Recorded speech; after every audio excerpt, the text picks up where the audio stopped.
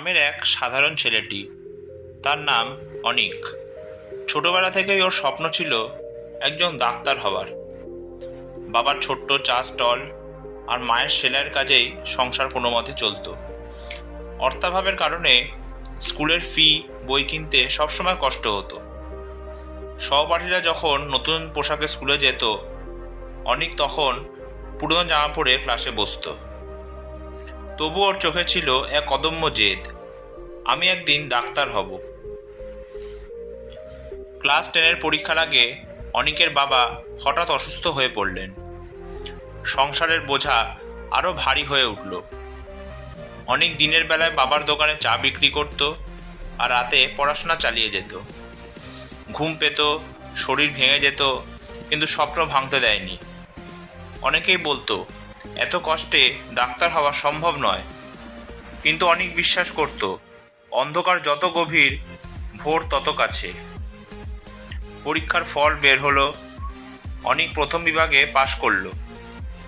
কিন্তু ডাক্তারি পড়ার জন্য টাকা কোথায়? একসময় শিক্ষক এগিয়ে এলেন।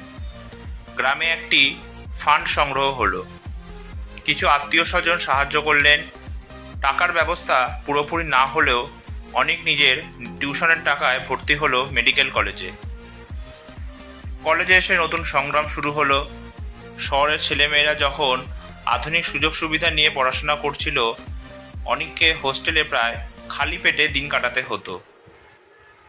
অনেক সময় বই কেনার টাকাও থাকতো না। রাতে টিউশন পড়িয়ে যে টাকা আসতো তাই দিয়ে খরচ চালাতো।